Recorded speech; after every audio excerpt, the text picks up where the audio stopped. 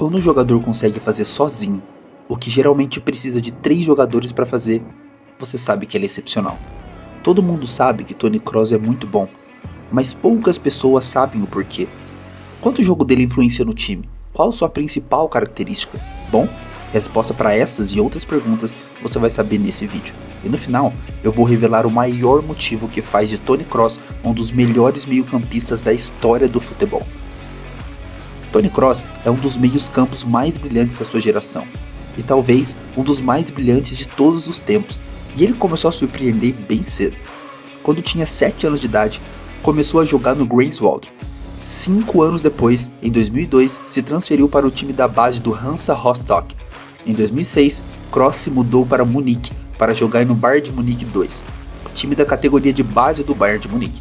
Na temporada 2007-2008, com 17 anos, Kroos foi promovido à equipe principal do Bayern e ele já teve um início surpreendente, dando 2 assistências para Miroslav Klose na vitória de 5-0 sobre o Energie Cottbus pela Bundesliga.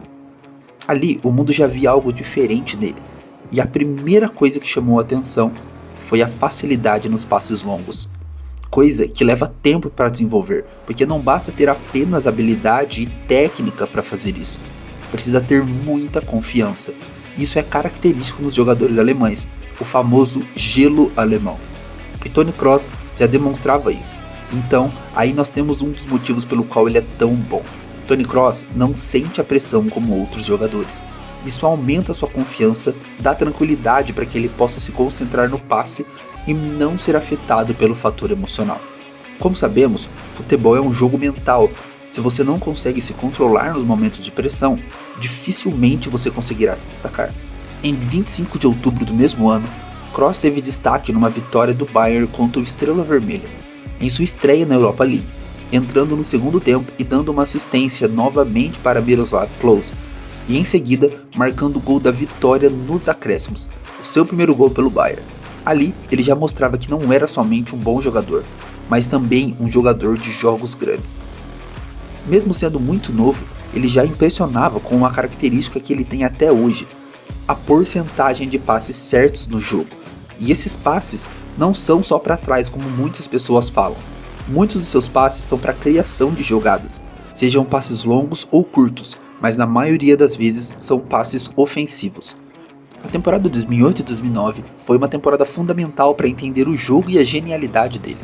Porque apesar de ter sido titular no jogo de abertura da Bundesliga pelo Bayern contra o Hamburgo, Kroos apareceu com menor frequência no time durante a primeira metade da temporada, e no dia 31 de janeiro de 2009, o Bayern o liberou para se juntar ao Bayer Leverkusen, em um empréstimo de 18 meses, para ganhar mais experiência, e como eu disse antes, esse foi um fator fundamental, porque agora ele seria testado atuando em um time inferior, com menos recursos e menos estrelas ao seu redor.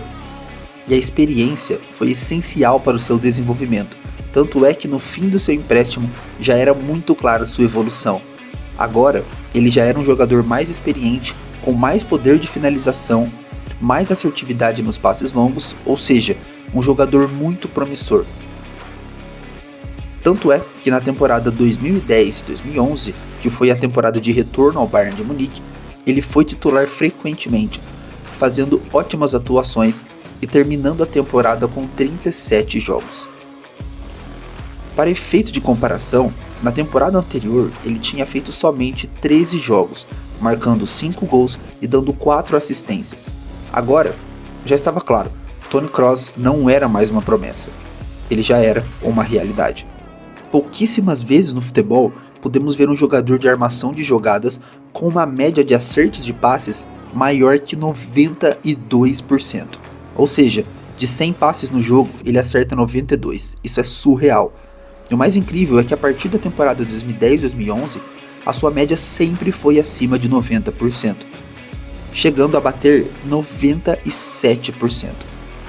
Durante a temporada 2011-12, sob o comando do seu ex-treinador do Bayer Leverkusen, Kroos estabeleceu-se como titular absoluto no Bayern, formando um forte meio-campo com seu colega de seleção Bastian Schweinsteiger. Ele jogou 51 partidas em todas as competições durante a temporada, incluindo a final na Liga dos Campeões de 2012, onde o Bayern foi derrotado nos pênaltis contra o Chelsea na Allianz Arena. A partir daí, ele já estava jogando em alto nível e foi fundamental para a temporada super vitoriosa do Bayern em 2012 e 2013, onde foram campeões da Copa da Alemanha, da Champions League e do Mundial de Clubes. O seu nível estava tão alto que ele já era titular absoluto da seleção alemã, que viria a se tornar campeã da Copa do Mundo no Brasil em 2014, tendo Toni Kroos como um dos jogadores mais importantes do time. O analisador de estatísticas oficial da Copa do Mundo avaliou Kroos como o melhor jogador da Copa do Mundo de 2014, com uma classificação de 9.79, sendo 10 a nota máxima. Mas quem ficou com o prêmio de melhor jogador da Copa foi Lionel Messi, que também fez um campeonato espetacular, mesmo perdendo a final para a Alemanha de Toni Kroos. O destaque do alemão foi tão grande que poucos dias depois da final, ele foi contratado pelo Real Madrid por 6 temporadas, e o que já era bom, estava prestes a melhorar, porque a partir de agora, ele vai desenvolver algo que vai fazer dele esse gênio que nós conhecemos. Muitas pessoas acham que o que faz dele um jogador tão bom são seus passes, a assertividade e as assistências, mas isso é só um detalhe comparado ao que realmente faz dele um jogador incrível, e como eu disse, ele começa a desenvolver isso melhor quando chega ao Real Madrid. A passagem pelo Real Madrid é simplesmente espetacular. Além de ser um dos principais protagonistas do time, ele é parte essencial na conquista de 4 Champions League, se tornando um dos maiores vencedores da história. Mas enfim, o que faz de Toni Kroos um jogador tão genial? Antes de responder essa pergunta, dá uma olhada no link da descrição se você quiser ganhar dinheiro online e mudar de vida com a internet. Bom, nós já vimos que ele é muito resiliente, sabendo lidar muito bem com a pressão. Já vimos também que a sua assertividade nos passes é muito alta e que seu poder de finalização também é muito alto.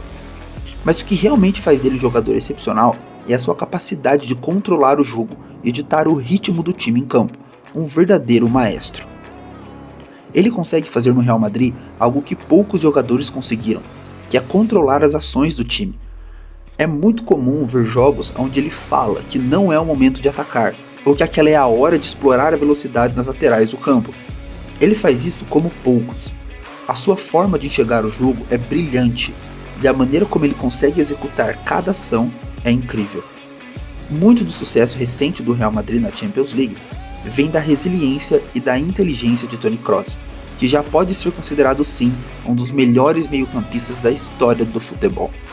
Deixe seu like se você gostou do vídeo e assista esse vídeo aqui para descobrir quem é melhor, Neymar ou Mbappé.